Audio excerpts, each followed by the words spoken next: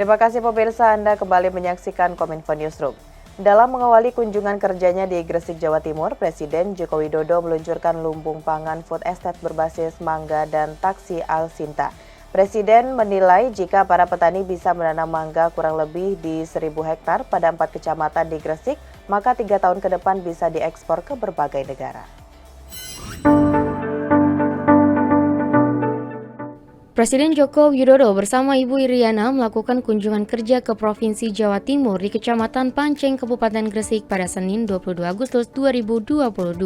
Dalam kunjungan kerjanya, Presiden meluncurkan food estate atau lumbung pangan berbasis mangga dan taksi Al-Sintan. Lumbung ini diharapkan memicu petani menanam mangga di area seluas kurang lebih 1.000 hektar yang tersebar di 4 kecamatan di Gresik. Dengan begitu, Presiden berharap dalam 3 tahun ke depan mangga dapat diekspor ke berbagai negara. Selain di Gresik, Presiden mengupayakan para petani di daerah lain memiliki lahan marginal dan dapat menanam serta memproduksi mangga berkualitas baik. Pada kesempatan yang sama, Presiden Joko Widodo turut mengenalkan taksi Al-Sintan dan mesin pertanian. Presiden berharap petani dapat memanfaatkan maksimal pemberian alat dari Kementerian Pertanian. Taksi Al-Sintan merupakan program penyediaan alat dan mesin pertanian secara mandiri oleh pelaku usaha di sektor pertanian melalui fasilitasi bantuan kredit usaha rakyat dengan pemberian subsidi bunga dari pemerintah. Dan diharapkan program ini dapat menggantikan pola lama yang dinilai tidak produktif.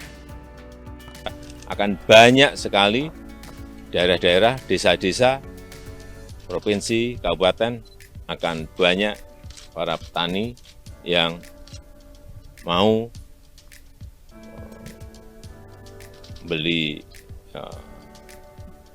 alat dan mesin pertanian, baik itu rice mill unit, RMU, baik dryer, baik combine harvester, baik traktor dan lain-lain dengan pola taksi Al-Sintan.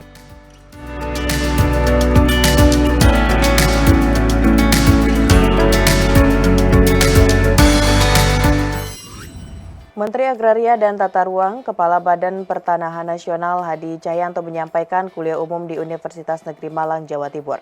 Menteri Hadi mengajak kepada para mahasiswa baru untuk mempersiapkan diri dalam mewujudkan Indonesia Emas tahun 2045.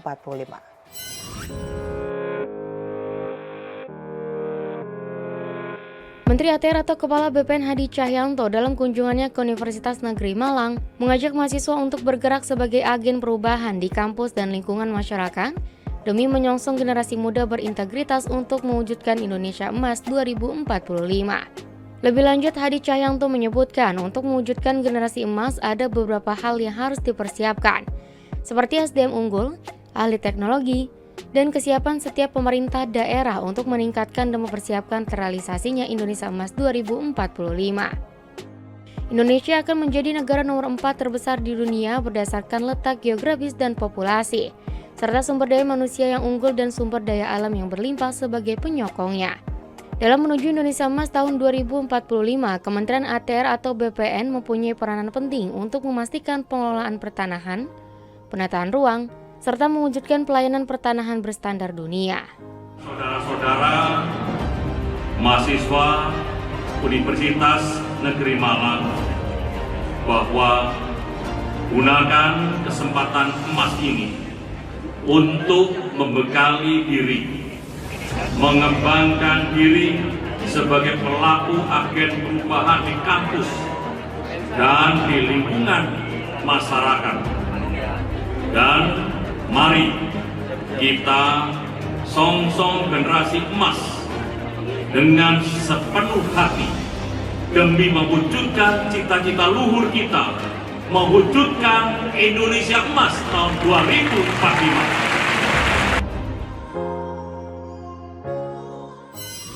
Pemirsa, industri furnitur memiliki peranan yang penting terhadap peningkatan kinerja sektor manufaktur dan ekonomi nasional. Hal ini tercermin dari capaian nilai ekspor produk furnitur nasional menembus 2,5 miliar US dollar pada tahun 2022 atau naik 33% dibanding tahun sebelumnya sebesar 1,9 miliar US dollar.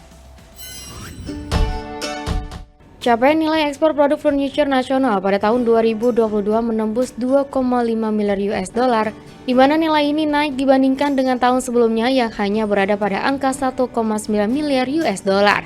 Dengan naiknya nilai ekspor industri furniture sebesar 33%, Kementerian Perindustrian terus berupaya untuk mengoptimalkan pasar global. Hal tersebut dikarenakan industri furniture memiliki peran yang penting terhadap peningkatan kinerja sektor manufaktur dan ekonomi nasional. Menteri Perindustrian Republik Indonesia Agus Gumiwang Kartasasmita mengimbau kepada pelaku furniture dan kerajinan agar memberikan perhatian khusus terhadap pengembangan ekspor barang, agar industri furniture dan kerajinan nasional tidak semata menjadi produsen, tetapi menjadi trendsetter di tingkat global. Hal tersebut disampaikan Menperin saat menghadiri pameran IFEX 2022. Para pelaku industri furniture dan kerajinan diharapkan dapat memberikan perhatian khusus terhadap penggunaan sertifikasi TKDN agar dapat menjual produk-produknya di e-katalog. Kami terus berupaya di Kementerian Perindustrian bahwa proses sertifikasi TKDN di tahun-tahun atau di masa-masa yang akan datang tidak hanya makin murah tetapi juga makin cepat.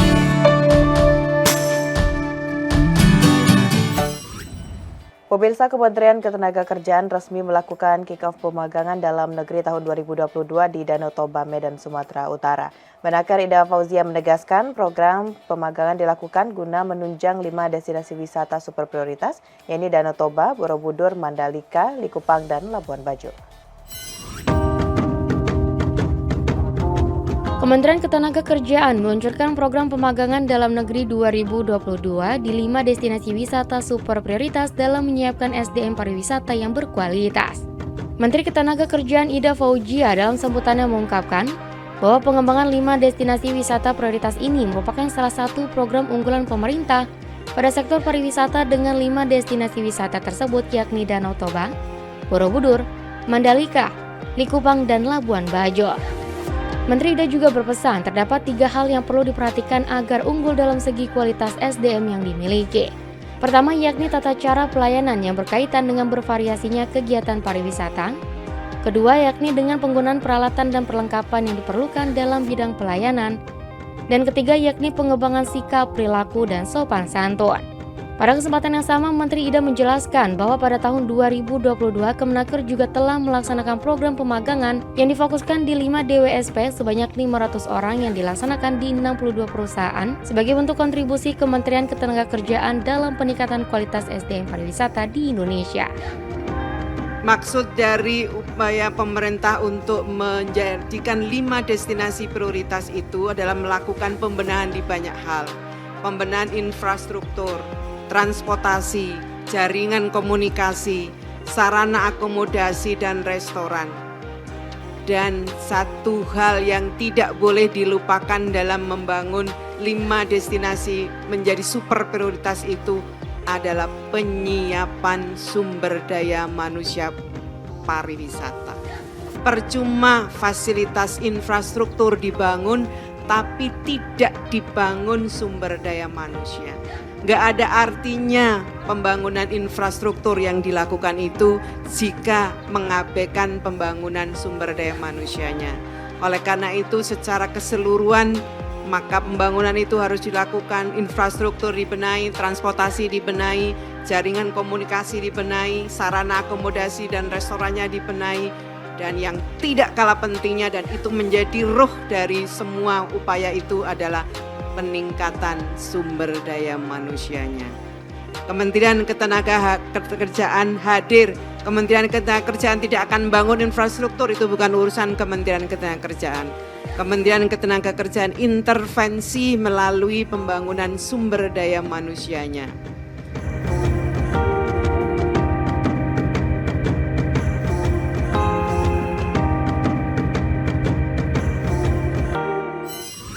Pemirsa, usai jeda kami akan segera kembali dengan informasi Sekolah Lapang, platform cuaca bagi nelayan dan petani sesaat lagi.